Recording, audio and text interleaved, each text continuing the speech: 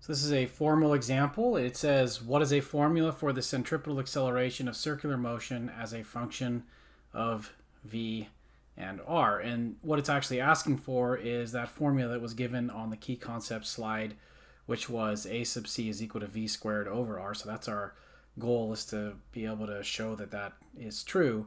We're only going to be able to do that in a kind of approximate way, and this picture that we just looked at in the last example is going to help us out a little bit. In particular, this picture of kind of an initial velocity here, a final velocity sometime later, and the change in velocity that that represents. I'd like to redraw that, maybe not quite as exaggerated as is there. So maybe if we consider like a smaller interval of time where the velocity, the two tangential velocities, have not changed quite as much, but still I want it to be large enough that we can kind of look at it. So both of these have the same magnitude because we're thinking about something moving in a circle at a constant speed, but in a time interval where the angle change here between the two is delta theta, and that's the angle change. The way I've presented it here is the angle change between the two velocity vectors, but that actually also represents the angular displacement in the turn. Those two would have to be equivalent, since the you could say, argue that the position vector of the object relative to like an origin at the center is at right angles to the velocity. So if that position vector changes angles by amount delta theta, so does the velocity vector. So hence they have to be the same. But again, kind of copying the picture I have there, on the slide, approximately doing so.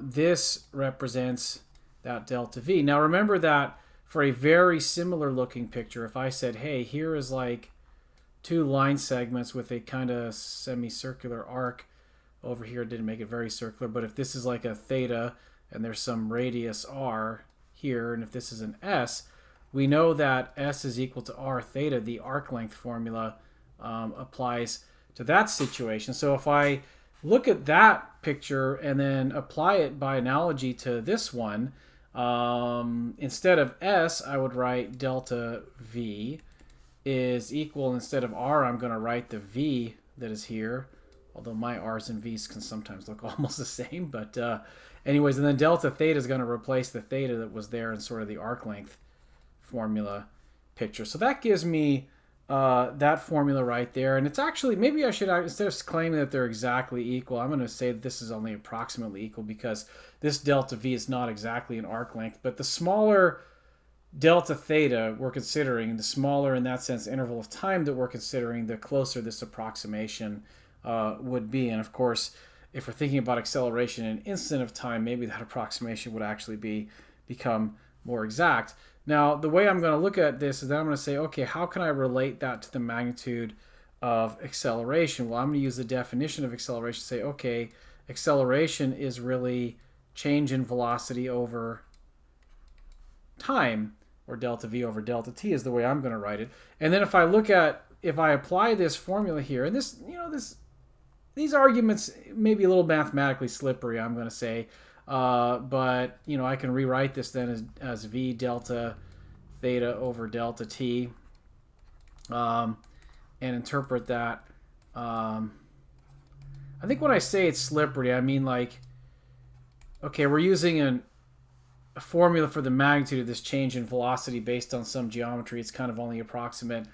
You could wonder, like, is there a more legitimate way to do this? And the answer is absolutely yes, there is. Anyways, the result I get from this line is interpreting the delta theta over delta t as an omega, in other words, as an angular speed, gives me the relationship that the acceleration, which really, maybe I can already call this, I'm just going to go and say that is the centripetal acceleration, is equal to velocity times angular velocity, or you could say speed times angular speed.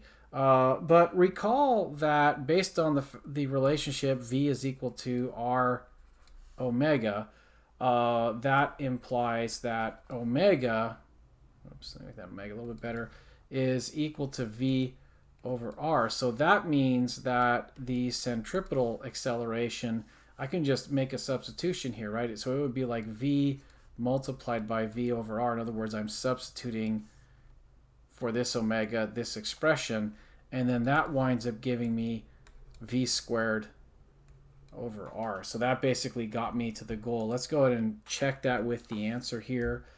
I think mostly it's the same. It's starting with the s is equal to r delta theta, and then arguing that approximately this is there. Didn't do it with as many pictures as I could draw on the whiteboard though, so that's kind of cool that we could at least look at those. And then down here we said, okay, centripetal acceleration delta v over delta t. So we said v delta theta over delta t, v omega. One thing that it did in addition to what I've done over here is it points out, like, you know, our goal was to get to v squared over r. But what if instead of doing a substitution on omega, what if I substituted v equals r omega, I get this formula r omega squared. So that's also a formula, it turns out, for centripetal acceleration. And in a future chapter, we might find that one useful as well. So it's maybe just good to make note of it. But at the end of the day, now you've seen at least approximately where v squared over r comes from.